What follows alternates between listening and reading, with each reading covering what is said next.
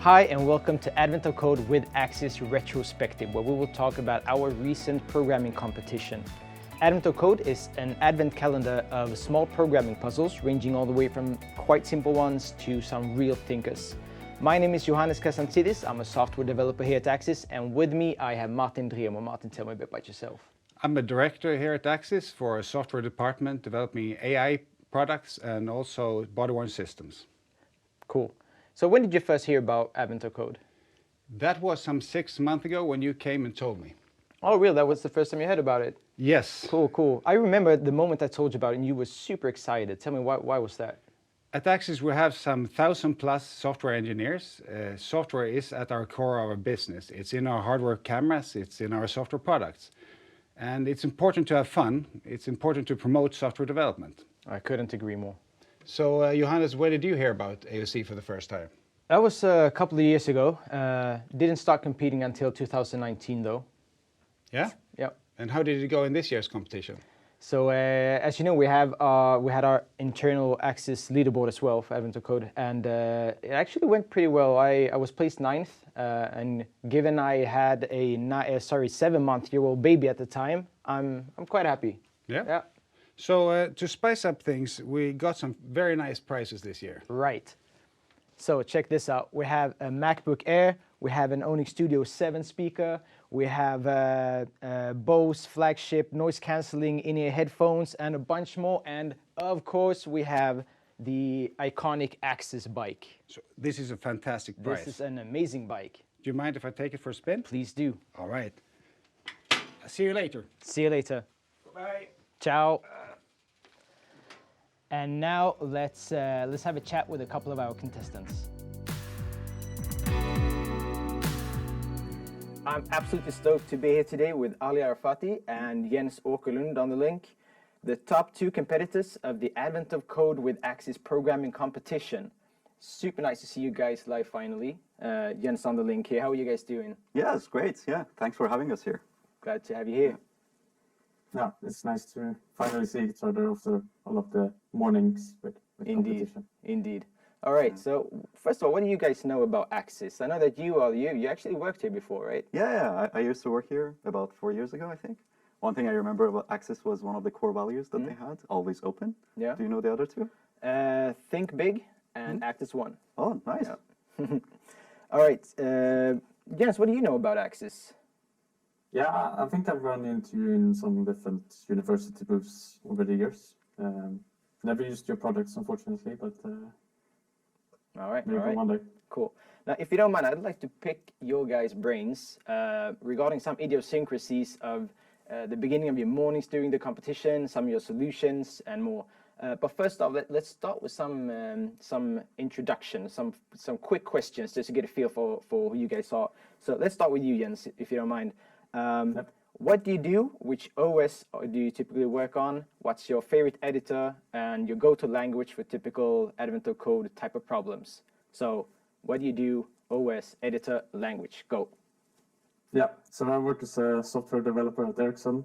I would say my main OS is Linux, of course, going between a few different ones, but Linux for this competition. Cool. Editor, I use VS Code, but also going between some different ones. But I mean, it's easy to use, so why not use it? Cool. Any other for this hardcore editors? competition, I ran with Python. I mean, there are perhaps more fun languages to pick for this competition, but Python is the quickest for me. So Yeah, it's a good, quick scripting language, right? yeah. All right. What about you, Ali? Yeah, I work as a front-end developer. I really like JavaScript. I practically eat JavaScript for lunch, so I cannot get enough of it. You actually solved the problems in JavaScript, didn't you? Yeah, that would be weird if I didn't. Yes, that's true. That was my chosen language to solve the problems. Right. It's really nice. I also use VS Code, but I also use an extension for VS Code, which is called Quaqua, I think, for all the JavaScript developer out there. It's kind of cool. It lets you kind of live debug your code, which is really nice. I think without it, I would not be as fast as I could be. Yeah. Cool. All right. So, okay, take me. I've heard some interesting stories from you guys before. Take me through your morning routine, like the moments before 6 a.m. when the problem was released. What went through your head? Yeah, well, I would put my alarm at 5:45, I think. And then I will wake up, get some coffee, and open the laptop, waiting for the kind of like praying. No, waiting for the question. Also thinking, okay, how's Jens doing? I hope he's sleeping. But that was my routine the second half of the competition, because the first half I felt secure, but then Jens was like really coming up very fast. Was getting me nervous. Yeah, I saw some nice battling back and forth on in the LinkedIn comments on the event. It was pretty cool. Yeah, what about you, Jens? What went through your head? So I mean, in the beginning of the competition, I didn't really sleep much before. So I went back to bed after finishing the question. But then I realized that perhaps 8 hours of sleep before the competition would be better. So I actually set the alarm at 5:45, the same as you. Just got up, start the computer, prepare. No coffee though. Only coffee after the question. All right. Perhaps I should have some coffee before for next year. All right, cool. Okay, I want to discuss one particular problem. I don't know if you recall, but on day 23, there was a problem called amphipods, if I recall. So there were these amphipods of different types, and you had to sort them into different burrows, and they consume different amounts of energy moving around. They could move in 4 directions, but so long as they would go into an unoccupied space. Do you remember the problem? Was it the one with the pipes? You had like 4 different burrows. You were going to move them. Yeah. And you saw the it by letters. hand, didn't Oh, you? yeah, that's true. Yeah, I remember that very vividly. So in a programming competition, you actually did not program this problem. You saw No, it by hand. not at all. No. That day I woke up, so I think if you look at the problem from the day before, that was pretty hard for me, and I was very tired. So when I saw the problem, I was like, oh. And mind you, this is the day before Christmas Eve. Yeah, that is true. So I woke up, I was like, yeah, not gonna happen. So I just stood up and just went out, went for a walk to see, okay, how do I really solve this problem? And then I came back, I was like, okay, it seems to be easy to solve with the hand. So I tried my luck, basically, and I was like, it better work because I'm already late. And yes, it has already solved it probably. So that was something that was going on in my head. And I tried, and I'm glad that it was a success. And I managed to actually beat the record, not the record, but to go on a global leaderboard with just hand. That is super impressive. Yeah, I was impressed myself as well. Yeah. What? Okay, that shows that the problem was very hard. Yeah.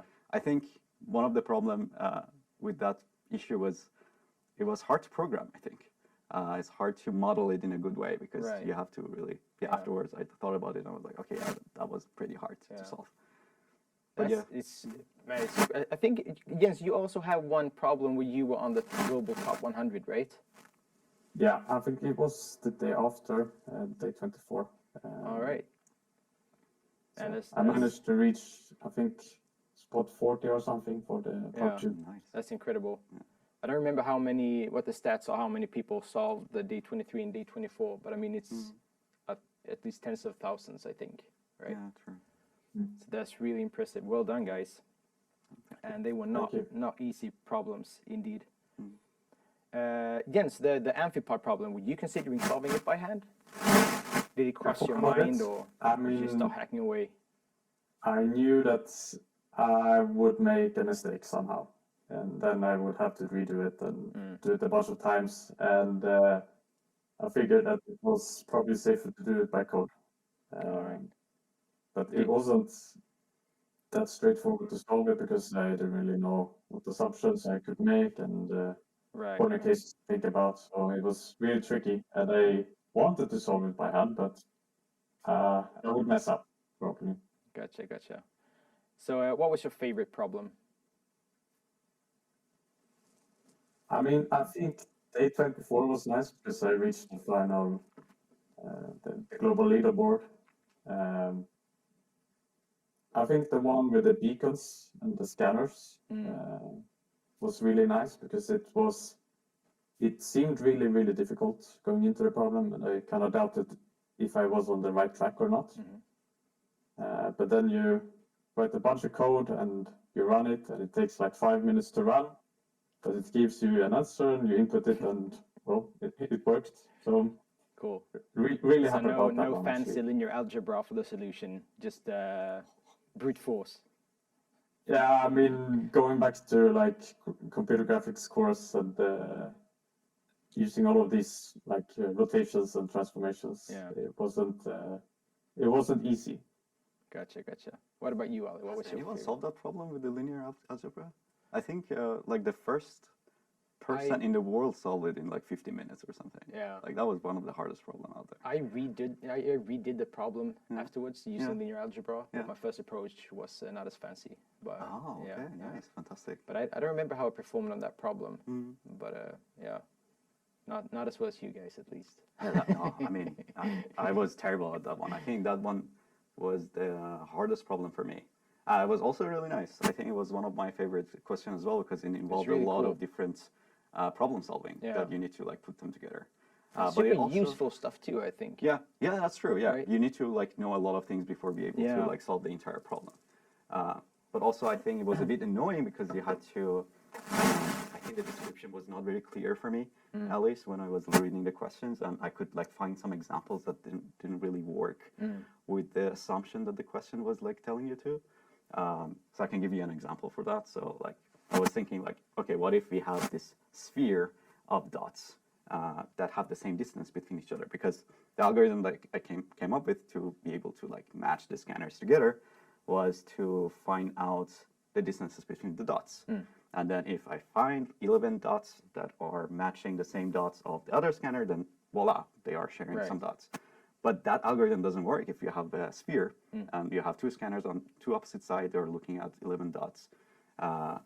They have the same distance from one another, but they're not in the same space, right? So I think the question didn't really clarify that, okay, if you find it, it's definitely a match. Yeah. So you need to have that assumption. So I was trying to Exactly.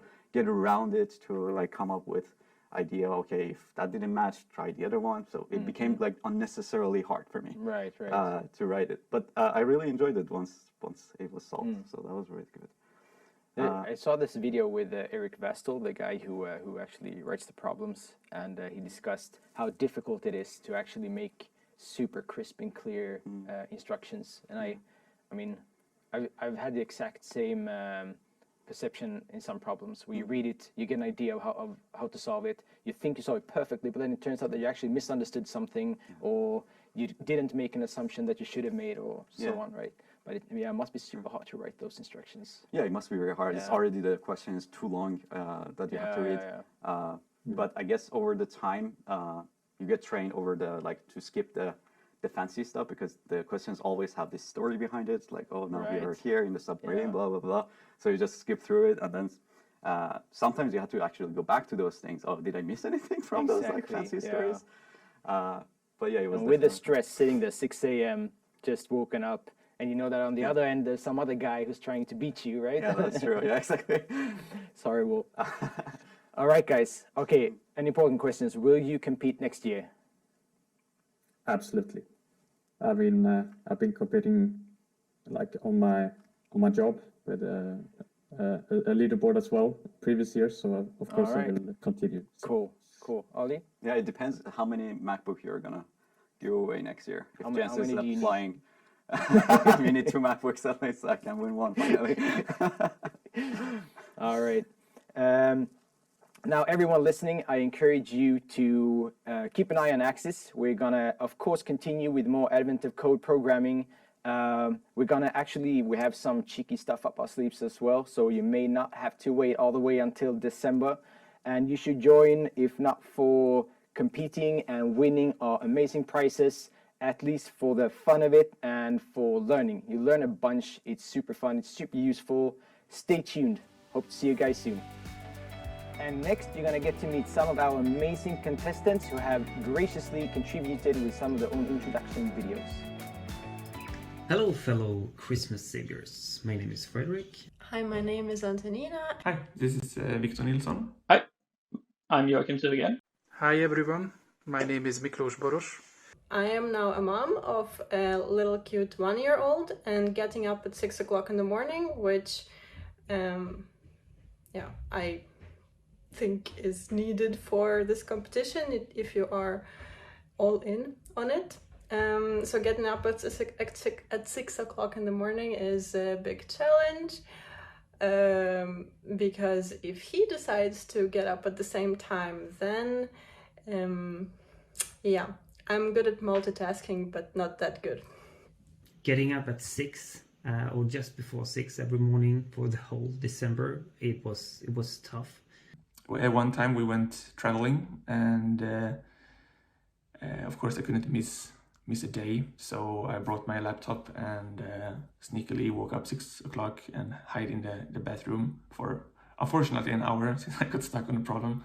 I am not an early riser, usually not waking up before 8. Waking up at 5:50 a.m. for 25 days straight was quite rough. I had to move back to Hungary from Sweden with my family in the middle of the competition. This means that I had to solve one of the puzzles while I was driving from Lund to Hungary. This means that when the ferry from Terreleboy arrived to Rostock in Germany, I pulled aside and I solved, I think it was one of the hardest puzzle last year. And it took me 1.5, almost 2 hours in the car solving that puzzle. Then I was driving another 13 hours to Hungary. My, most and least favorite task this year was the one about antisocial amphipods, the A, B, C, and D letters that didn't want to be in the same room. Most of the times what happened was like I wrote this trivial solution for part 1, and then just you realize that of course part 2 the problem space is just like exponentially bigger, and your stupid solution for part 1 won't ever finish. One fun one was the one with the cuboids. Day 10 was my worst day. I basically knew exactly what to do after reading the description, but my code gave me the wrong answer. After wasting a lot of time investigating why, it turned out that the input downloading tool that I started to use a few days earlier had corrupted my input for that day's puzzle. Thank you, Axis, for organizing it. I hope you continue. Thank you, Axis, for doing this event. It was a lot of fun. This was a fun contest. I hope it returns next year. I had a really fun time. Thank you very much, Axis. Bye. Thank you guys so much for your contributions. I love the stories. And now over to a few words about Axis. 5 quick questions for you, Kenneth. Yes, thank you. Mac or PC? PC. Windows or Linux? Windows on the desktop and Linux for embedded systems. Very nice. On-prem or cloud? I'm using both. Oh, but if you had to choose? I'm starting at the edge. C or Java? I like C, but I enjoy assembler programming as well. Dog or cat? Cat. Very nice. So, who are you and what do you do at Axis? I'm the Vice President of R&D at Axis. I'm responsible for an organization of around 1,500 engineers. I started a very long time ago at Axis as a firmware and software developer. So I did a lot of low-level programming, assembler, real-time operating systems and so on. Oh, nice. So you know what it's about? Yes, even if you're on the top? I've done a lot of programming. Very good. So tell us 3 things that we should know about Axis. So Axis is a global company, and we are developing a lot of very, very good video surveillance cameras and solutions. Yeah. And R&D is, I would say, very, very important for Axis. It has been since the beginning. Yeah. And we have a lot of software development going on as well. Yeah. So a lot of companies say that they are really innovative, but then by the end of the day, they like to do things like they always do things. We say that we are innovative, but how do we differ from other companies? Of course, you can make innovations in all the products and solutions that we are developing. And of course, we are doing that in the whole organization. But we're also doing innovations in the way we are working, the tools we are using, and the processes we are using. So a lot of innovations all around in the organization. Yeah.